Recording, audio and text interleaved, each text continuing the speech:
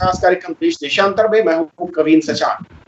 देश देशांतर में आज हम बात करेंगे कि कैसे देश में अब ट्रांसपोर्ट डिपार्टमेंट नए नॉर्म्स ला रहा है, और ये इसलिए जरूरी है कि भारत में जो आबादी है उस नजरिए से अगर देखा जाए तो रोड एक्सीडेंट की संख्या काफी ज्यादा हो रही है, और धीरे धीरे हम अंतर्राष्ट्रीय मानकों को लागू करते जा रहे हैं और रोड सेफ्टी की दिशा में नए नए कदम उठा रहे हैं। और आज बात होगी एग्रीकल्चर सेक्टर से जुड़े कुछ नए प्रावधानों, कुछ नए नियमों की। एग्रीकल्चर मशीनरी और इक्विपमेंट में किस तरीके से नए सेफ्टी फीचर सरकार लाना चाहती है, क्या प्रावधान अंतर्राष्ट्रीय स्तर पर हैं, और साथ ही साथ दोपहिया वाहनों में भी नए सुरक्षा मानकों की जानकारी सरकार ने दी है कि इस तरीके से लागू करेंगी, और अब जिम्मेदारी होगी मैन्युफैक्चरर्स पर कि वो उन्हें इम्प्लीमेंट करें, और इनका असर जमीन पर क्या होगा और किस तरीके से हम एक एक करके कदम आगे बढ़ा रहे हैं यातायात और सुरक्षा नियमों को लेकर। ये समझेंगे अपने तीन बेहद खास जरिए। हमारे साथ मौजूद है केसी शर्मा साहब, जो कि chief engineer ministry of road transport and highway से, और जो नियम बन रहे हैं इस वक्त से जुड़े हुए हैं मिनिस्ट्री से। बहुत बहुत स्वागत सर। हमारे साथ दूसरे खास मेहमान हैं बी भनोट साहब, फॉर्मर चेयरमैन है transport engineering divisional council BIS से और एक्स डायरेक्टर है BRI से। सर बहुत स्वागत आपका। हमारे साथ तीसरे खास मेहमान अमिला किट्टू है, senior general manager international centre for automotive technology से ICAT। बहुत बहुत स्वागत है आपका। शुरुआत में शर्मा जी आपसे करना चाहूंगा कि कई सारे बदलाव ट्रांसपोर्ट मिनिस्ट्री कर रही है, और साथ मैं कहूं कि सुरक्षा मानकों को धीरे धीरे स्टैंडर्ड लेवल पर लाने की कोशिश हो रही है, ताकि लोगों की सुरक्षा, उनकी जिंदगी ज्यादा हम सेव कर सकें। पहले भी बात करूं अगर एग्रीकल्चर सेक्टर को लेकर, अब तक हमने देखा है कि जो तमाम मशीनरी या इक्विपमेंट होते थे उनमें एक अलग पैमाना होता था, या सुरक्षा के लिहाज से वो उतने ज्यादा सेफ नहीं नजर आते जैसे कि दूसरे इक्विपमेंट, मैं कहूँ यातायात के साथ। सरकार एग्रीकल्चर मशीनरी को लेकर क्या कदम उठाना चाह रही है, क्या नए प्रस्तावित नियम हैं, और किस दिशा में हम आगे बढ़ना चाहते हैं? मैं इस पूरे मुद्दे को 3 हिस्सों में विभाजित करना चाहूँगा। पहली बात, जो कुछ दिन पहले मंत्रालय ने एक रेगुलेशन लाया है जिसके तहत उन्होंने मोटर व्हीकल रूल 115A में बदलाव लाया है, अमेंडमेंट किया है। इसके तहत ये रोड सेफ्टी से ज़्यादा यूज़र फ्रेंडली बनाने का प्रयास है और सिंप्लीफाई करने का उद्देश्य है। पहले हमारे पास कंस्ट्रक्शन इक्विपमेंट व्हीकल और एग्रीकल्चरल मशीनरी एक ही परिवार का हिस्सा मानी जाती थी, और दोनों को एक ही सेट ऑफ रूल्स के तहत गवर्न किया जाता था एमिशन के लिहाज से। अब इस नोटिफिकेशन के तहत हमने 2 चीज़ें की हैं। पहला, हमने जो एग्रीकल्चरल मशीनरी को कंस्ट्रक्शन इक्विपमेंट व्हीकल से अलग कर दिया है। अब इससे आगे 2 और दूसरे इम्प्रूवमेंट्स होते हैं। जब हमने पूरी एग्रीकल्चर मशीनरी को जब अलग किया तो इसका मतलब कंबाइंड हार्वेस्टर, आपका एग्रीकल्चरल ट्रैक्टर, पावर टिलर, ये एक बिरादरी एग्रीकल्चरल मशीनरी के हिस्से बन गए। और कंस्ट्रक्शन इक्विपमेंट व्हीकल जिसमें आपके बैक होल लोडर्स, आपके मोटर ग्रेडर्स, कंक्रीट मिक्सचर और तमाम कंस्ट्रक्शन इक्विपमेंट भी हैं, ये सब एक फैमिली में क्लब कर दिया गया। दूसरा, अभी तक जो एमिशन के नियम थे हमारे दोनों परिवार के लिए एक ही लिए माने गए। ये हमने, क्योंकि इंडिया UNEC का सिग्नेटरी है 1998 एग्रीमेंट का, तो हमने उनके प्रावधानों को बाय एंड लार्ज हिंदुस्तान में के तहत हमने एक फैमिली में रखा था। पर अभी हाल फिलहाल हमने ये देखा है कि एग्रीकल्चरल मशीनरी और कंस्ट्रक्शन इक्विपमेंट व्हीकल्स एक अलग फैमिलीज का हिस्सा हैं।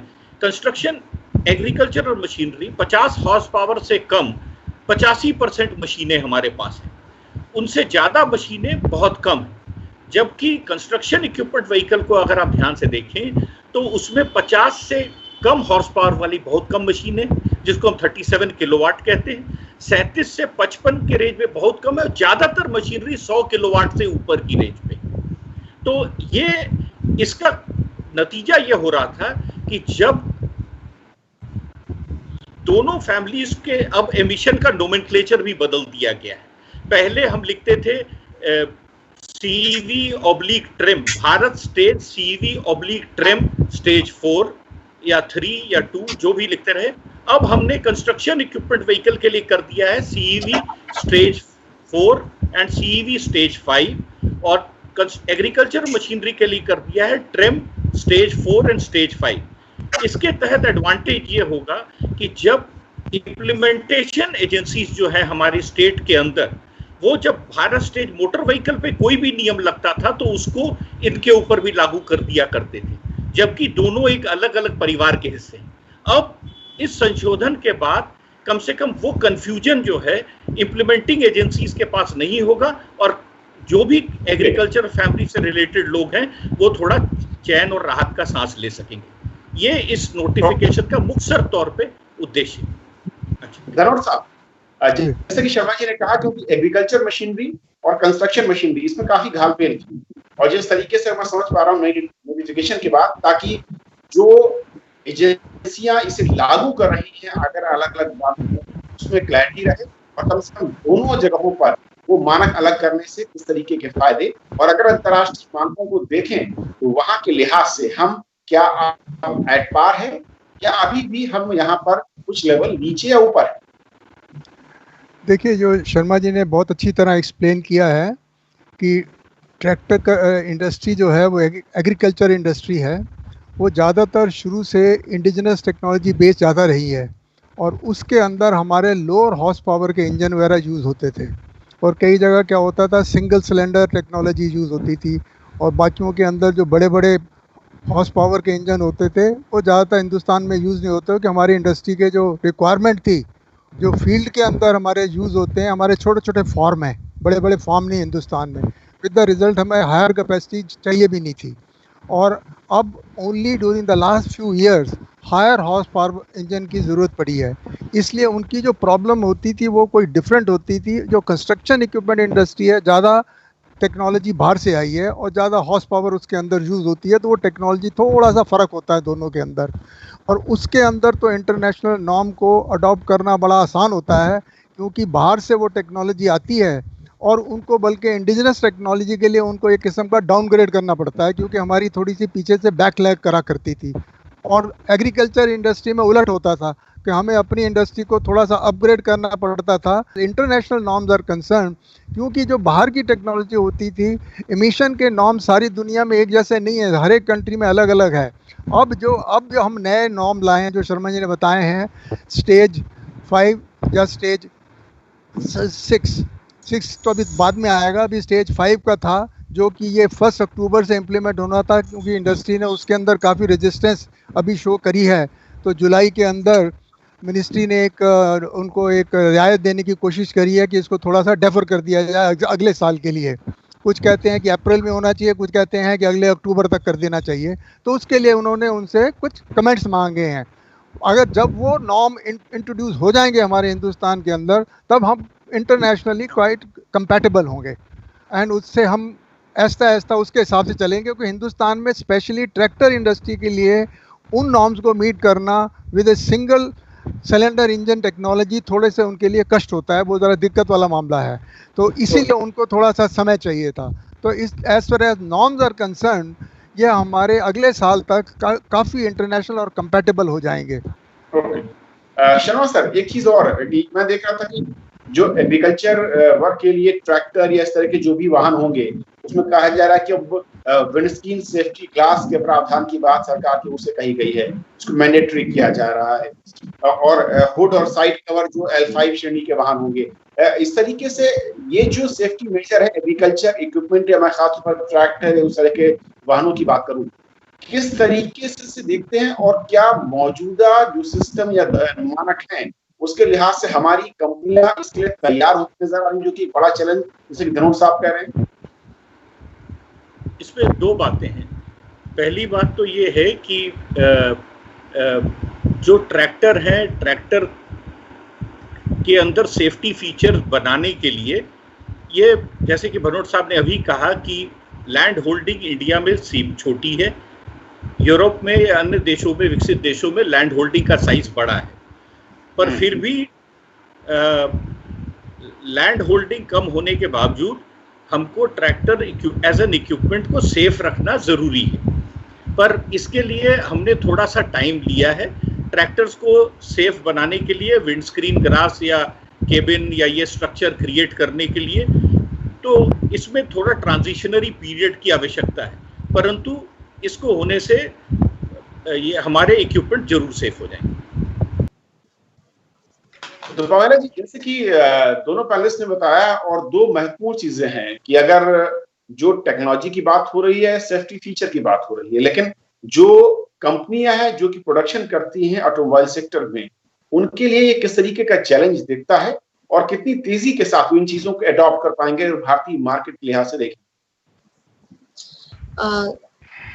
देखिए, जो रेगुलेशन बनाने का प्रोसेस होता है वो 3 से 4 साल का प्रोसेस है, जिसमें इंडस्ट्री, टेस्ट एजेंसी, गवर्नमेंट, सारे स्टेक होल्डर्स इन्वॉल्व होते हैं। तो जो भी टेक्नोलॉजी या जो भी रेगुलेशन फाइनली नोटिफाई होती है, उसमें सारे स्टेक होल्डर्स की सहमति होती है। तो अगर हम पूछें इंडस्ट्री की तैयारी के बारे में, तो इंडस्ट्री के पास टेक्नोलॉजी अवेलेबल है, इंडस्ट्री टेक्नोलॉजी अडॉप्ट कर सकती है। और जहां तक टेस्ट एजेंसीज का सवाल है, टेस्ट एजेंसीज भी जो रेगुलेशन प्रोसेस बनाने का प्रोसेस है उसमें कॉन्स्टेंटली इन्वॉल्व रहते हैं। तो टेस्ट एजेंसी भी अपना infrastructure as per the time frame जो भी नोटिफाई या अग्री होता है स्टेक होल्डर्स के साथ, उसके हिसाब से अपना इंफ्रास्ट्रक्चर तैयार करते हैं। कॉस्ट जो बढ़ती है टेक्नोलॉजी की, उसकी जो मार्केट की एक्सेप्टेबिलिटी है वो भी धीरे धीरे बढ़ जाती है। सारे मैन्युफैक्चरर्स इंडिया में जो बनाते हैं वो बाहर की कंट्री में भी एक्सपोर्ट करते हैं। तो ऐसा नहीं है कि मैन्युफैक्चरर्स के पास टेक्नोलॉजी नहीं है। मैन्युफैक्चरर को देखना पड़ता है कि जो भी टेक्नोलॉजी हम जाए उसमें मार्केट की एक्सेप्टेबिलिटी कितनी है और कितना कॉस्ट एडिशन एब्जॉर्ब कर सकता है मार्केट। तो जैसे ही मार्केट प्रोडक्शन के नंबर्स भी बढ़ते हैं, कॉस्ट ऑफ टेक्नोलॉजी भी कम होती है। तो मेरे हिसाब से कस्टमर भी रेडी होता है नई टेक्नोलॉजी को अडॉप्ट करने के लिए, क्योंकि आजकल का कस्टमर काफी अवेयर है, उनको पता है कि हर टेक्नोलॉजी से एज अ कस्टमर उनको क्या बेनिफिट मिलता है उस टेक्नोलॉजी उसके प्रोडक्ट में आने से। सो एक्सेप्टेबिलिटी भी बढ़ जाती है एंड कॉस्ट ऑफ ओनरशिप थोड़ी बहुत बढ़ती है शुरू में, बट लॉन्ग रन पे उसका बेनिफिट है। क्योंकि अगर सेफ्टी फीचर की बात की जाए तो जो यूजर है ट्रैक्टर्स का, उसकी सेफ्टी बढ़ेगी। एमिशंस में अगर हम फ्यूल एफिशिएंसी बढ़ाते हैं तो उसकी कॉस्ट ऑफ ओनरशिप जो है उसकी इम्प्रूव होती है, उससे बेनिफिट मिलता है। सो इन नटशेल, चाहे वो मैन्युफैक्चरर हो, चाहे वो टेस्ट एजेंसी हो, चाहे वो कस्टमर हो, तो इस टाइम फ्रेम में टेक्नोलॉजी एडॉप्शन और एक्सेप्टेबिलिटी सारी बाय इन हो जाती है। भनोट साहब, क्या नई सुरक्षा मानक और इस तकनीक के लिहाज से अगर समझें, और खासतौर पर एग्रीकल्चर सेक्टर में जहां पर किसान की आमदनी और उनकी जो टेक्नोलॉजी की रेट है, प्राइसिंग है, वो काफी महत्वपूर्ण हो जाती है, कितना ज्यादा हम उम्मीद कर सकते हैं कि प्राइसिंग के लिहाज से कंफर्टेबल प्राइस के साथ कंपनियां आएंगी, और उसके लिए क्या विकल्प हो सकते हैं? सरकार की ओर से सब्सिडी या कंपनियों की ओर से स्टार्टिंग लेवल पर कुछ थोड़ा सा प्रॉफिट में कमी के साथ बाजार में उतरना? देखिए, हमारे हिंदुस्तान के अंदर जैसा कि ट्रैक्टर इंडस्ट्री है, इसको हमें सिर्फ थोड़े से अलग तरीके से देखना पड़ेगा। ट्रैक्टर इंडस्ट्री हमारी जो है वर्ल्ड के अंदर नंबर 1 है। We are the largest producer of tractors in the world. दूसरी बात, मतलब कि as compared to developed world, हमारे जो ट्रैक्टर्स हैं वो हमेशा ऑर्डिनरी रोड्स के ऊपर आते हैं, टाउनशिप में आते हैं एंड ऑल दैट। तो उसके अंदर सेफ्टी का बहुत हमें इम्पोर्टेंस रखना पड़ता है, क्योंकि ट्रैक्टर के ऊपर ही रख के अपना सामान वो लेके जाता है मंडी के अंदर बेचने के लिए। नॉट ओनली दैट, अगर शादी ब्याह में जाता है तो ट्रैक्टर के अंदर उसकी पूरी बारात को भी लेके जाता है। दूसरा है कि तुमने देखा होगा कि आम हमारा जितना, जैसे कोई गन्ने की फसल है, उसको उसने मिल के अंदर लेके जाना है तो सारा गन्ना उसी के ऊपर पीछे ट्रेलर के ऊपर लेके जाता है खींच के। विद द रिजल्ट, ये हमारी ऑर्डिनरी रोड्स के ऊपर, हाईवेज के ऊपर इसकी मूवमेंट बहुत ज़्यादा है। विद द रिजल्ट, इसकी जो सेफ्टी है उसके ऊपर हमें बहुत ध्यान देना है। एक मैं आपको छोटी सी चीज़ बताता हूँ, जितने 25 हॉर्स पावर से नीचे के हमारे इंजन हैं, उनकी मैक्सिमम प्रोडक्शन है हिंदुस्तान में, जैसा कि शर्मा जी ने बताया था कि 70-80% उन्हीं की प्रोडक्शन है। वो सब के अंदर आप सरप्राइज होंगे सुन के, उनके अंदर सिर्फ एक हैंड ब्रेक होता है। जैसे हमारी ऑर्डिनरी मोटर व्हीकल है, हैंड ब्रेक का क्या फंक्शन है, जो सर्विस ब्रेक हमारी है, दोनों में कितना ज़मीन आसमान का फ़र्क है। अगर इमेजिन करिए उस तरह का एक ट्रैक्टर सड़क के ऊपर चल रहा हो और उसको हम एक हैंड ब्रेक से रोकना चाहें तो वो कितना इफेक्टिव होगा, मैं इसके ऊपर कमेंट नहीं करना चाहूँगा। दूसरा पॉइंट क्या है कि जब इसके ऊपर ट्रेलर लगा होता है पीछे, इतना सारा लोड लेके खींच के जाता है, जरा सा भी स्लोप के ऊपर जाता है तो वो खींच नहीं पाता है, तो उसके ऊपर जैक नाइफिंग हो जाती है। ये जैक नाइफिंग का जो चीज़ है बड़ी कॉमन देखी गई है तुम्हारे ट्रैक्टर्स के अंदर, जिसकी वजह से बहुत एक्सीडेंट होते हैं। तो विद द रिजल्ट इनके अंदर जो ब्रेकिंग सिस्टम है, सबके अंदर एक न्यूमेटिक ब्रेकिंग सिस्टम होना चाहिए। हमारी जो ब्रेक लगती है इन ट्रैक्टर्स के अंदर जो छोटे वाले हैं, इसके अंदर हैंड ब्रेक सिर्फ जो प्राइम मूवर है, जो आगे की गाड़ी है, जो ट्रैक्टर है, उसके अंदर होती है। पीछे का जो ट्रेलर है, trailer is without brake. Imagine your basic load जो पीछे से खींच रहे हैं उसके ऊपर कोई ब्रेकिंग नहीं है। जब वो ट्रैक्टर आगे से रोकता है तो जैक नाइफिंग होती है, मोमेंटम से पीछे का लोड ऊपर को आता है, पूरा ट्रैक्टर को ऊपर उठा देता है वो। This is a very big safety hazard. और पिछले 15 साल से ये इंडस्ट्री को कहा जा रहा है कि साहब इसके अंदर आप न्यूमेटिक ब्रेक लगाइए ताकि हम पिकअप एक पीछे से दे टेक ऑफ पॉइंट, जिससे ब्रेकिंग का पीछे एक प्रोविजन बनाया जाए ट्रेलर के अंदर, जिसके अंदर कोई प्रोविजन ही नहीं है। तो इसी के लिहाज से ये आई थिंक शर्मा जी को देखना पड़ेगा कि इसके अंदर हम इन ट्रैक्टरों में जो न्यूमेटिक ब्रेकिंग है एक परमानेंट मैंडेटरी होनी चाहिए। ये it's a very big safety hazard on our roads, and जिसके लिए ये ज़रूर होना चाहिए। तो safety is very important. The other aspect is कि इन्होंने ये एक कैबिन के अंदर ग्लास का प्रोविजन किया है, जैसे बिल्कुल शर्मा जी ने ठीक बताया। बट क्या है कि ये है, उसमें वर्ड लिखा हुआ है लॉ में, जिसके अंदर की केबल लगी हुई है। ये नहीं कि सब ट्रैक्टर में केबल लगी हुई है। रीज़न क्या है कि हमारे क्योंकि क्लाइमेटिक ट्रॉपिकल कंट्री है, इसके अंदर हीट इतनी ज़्यादा होती है, तो हमारे जो एग्रीकल्चर के लोग फार्म के अंदर काम करते हैं वो कहते हैं कि हमें ओपन के अंदर छोड़ दे, नहीं तो हमारी गर्मी इतनी होगी अंदर बैठा नहीं पाएगा, हम फार्मिंग ही नहीं कर पाएंगे। और बाकी कंट्रीज़ के अंदर अगर ट्रैक्टर वगैरह होते हैं उसमें एयर कंडीशनिंग एंड दूसरे प्रोविजन होते हैं, क्योंकि वो बड़े हॉर्स पावर के इंजन होते हैं, तो उसमें ये प्रोविजन आराम से दे देते हैं, तो उसके अंदर ये एप्लीकेबल है। तो ये जो चीज़ें हैं ये will be applicable for harvester और bigger tractors and other things. But for छोटों के लिए जो कि आम तुम्हारी सड़कों पे आते हैं, I think there is a lot to be done from the safety aspect. I think Vinod Sharma ji इसके ऊपर फर्दर ध्यान देंगे कि इसमें और सेफ्टी एस्पेक्ट क्या इंट्रोड्यूस करेगा इसमें। हाँ, अभी भनोट साहब ने जो बताया इसके ऊपर मैं 2-3 मुख्तर तौर पे पॉइंट बताना चाहूँगा।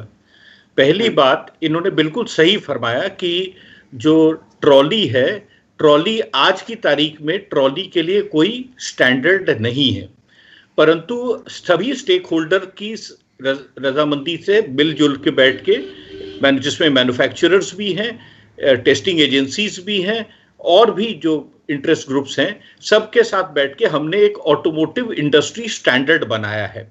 अभी इसके फाइनल टचेस दी जा रही हैं और इसके डिटेल्ड इम्प्लीमेंटेशन के ऊपर चर्चा चल रही है सबसे। ये सारी चीजें, जहां तक सेफ्टी है, सेफ्टी अनकम्प्रोमाइजेबल सब्जेक्ट है, पर एक बार सबके साथ कंसेंसस बन जाता है तो हम उस स्टैंडर्ड को इम्प्लीमेंट करने का डेट तय कर सकते हैं, एक बात।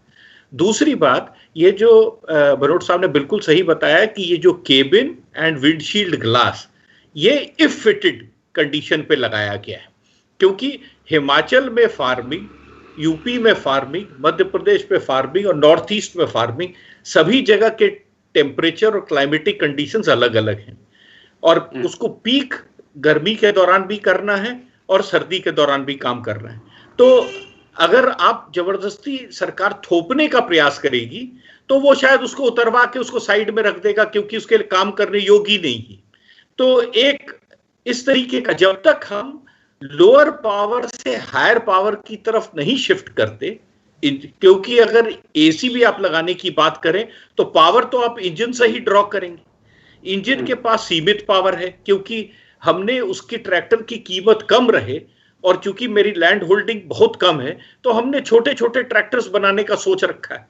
हायर लैंड होल्डिंग वाले हायर कैपेसिटी ट्रैक्टर्स ले रहे हैं, इसमें कोई संदेह नहीं है, और वो ट्रैक्टर्स काफी वेल इक्विप्ड भी हैं सारे एनवायरमेंटल कंडीशंस के हिसाब से, एमिशंस के हिसाब से, सेफ्टी फीचर्स के हिसाब से। तो ये प्रयास चल रहा है, ये कांस्टेंट प्रोसेस है, और जैसे प्रेमला जी ने बोला, ये स्टेक होल्डर कंसल्टेशन के बिना स्टैंडर्ड और उसका इम्प्लीमेंटेशन थ्रू नोटिफिकेशन ये संभव नहीं है। तो इस सब के ऊपर काम चल रहा है।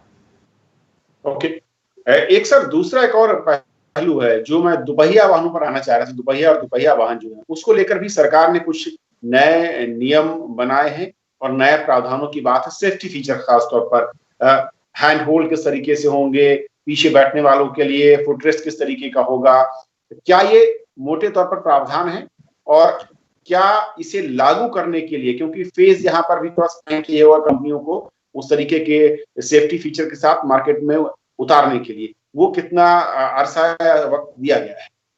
अच्छा, इस पे मैं 2-3 अगेन बातें बोलना चाहूंगा। चाहे वो हैंड होल्ड है, चाहे वो फुटरेस्ट है, चाहे वो पार्किंग स्टैंड है, चाहे वो ड्राइवर के पीछे पिलियन हैंड होल्ड हो, ये तमाम चीजें आज की तारीख में भी मोटरसाइकिल्स में आती हैं, पर वो अनरेगुलेटेड थी, उन किसी स्टैंडर्ड के तहत नहीं था। जो मैन्युफैक्चरर जैसे मुनासिब समझता था उसके मुताबिक ही वो उसको डिजाइन करता था और लगाता था।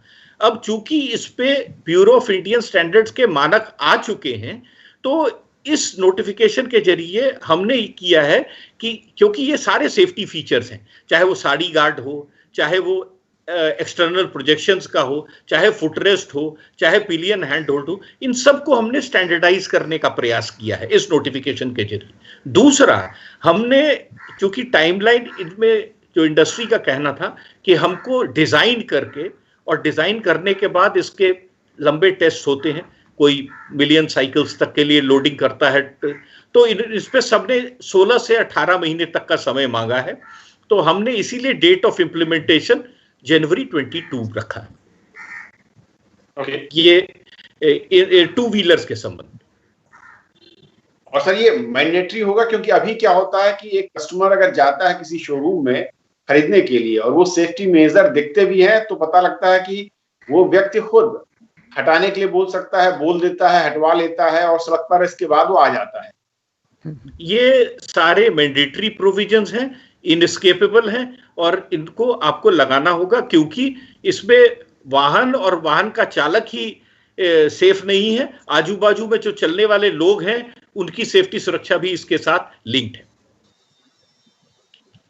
जी हमारा जी, टू व्हीलर्स और थ्री व्हीलर्स को अगर मैं कहूँ सेफ्टी के लिहाज से, और जब दुनिया के जो डेवलप्ड कंट्री वहां देखते हैं तो काफी ज्यादा फर्क दिखता है कैटेगरी वाइज से। लेकिन हम जब इस दिशा में कदम बढ़ा रहे हैं, इंडस्ट्री का सहयोग या सपोर्ट, और उसके साथ साथ जो मैं कहता हूं कि मैंडेटरी करने के साथ क्या हम इसे लागू कर पाएंगे, या कुछ और इसमें कदमों की जरूरत होगी?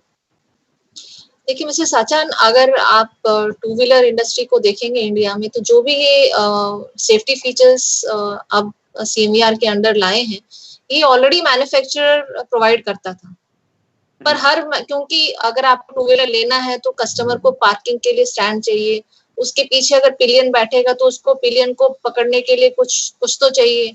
इसी तरह से पेडल फुटरेस्ट चाहिए, अगर पीछे पिलियन बैठा है तो उसको फुटरेस्ट चाहिए। तो हर मैन्युफैक्चरर किसी न किसी रूप में ये सारे प्रोविजंस अभी भी दे रहा है। अब जो बात हुई है स्टैंडर्डाइजेशन की, कि उसमें एक सेफ्टी पैरामीटर्स इवैल्यूएशन के होने चाहिए भैया।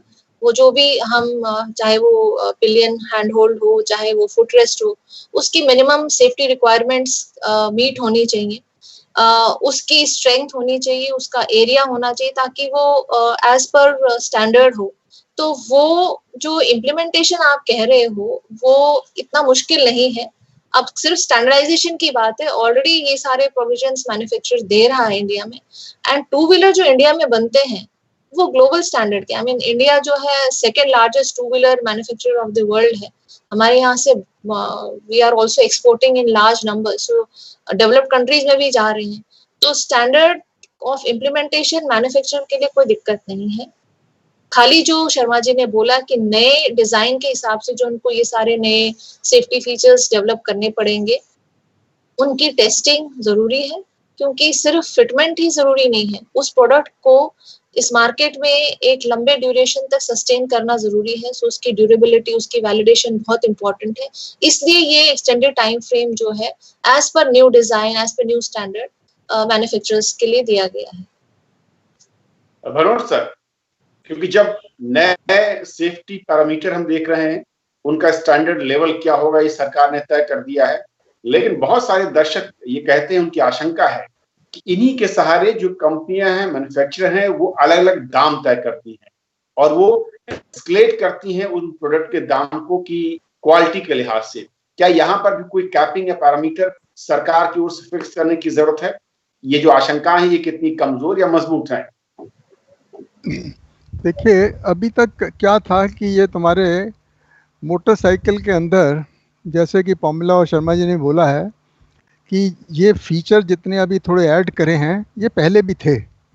जैसे फुट रेस्ट है, और जैसे हम आगे से साड़ी गार्ड है, या हम एक आगे से एक और गार्ड देते हैं, हैंड, वो क्या कहते हैं, हैंड एंड लेग्स का गार्ड लोग बाहर से लगवाते हैं गाड़ियों में, मोटरसाइकिल के अंदर।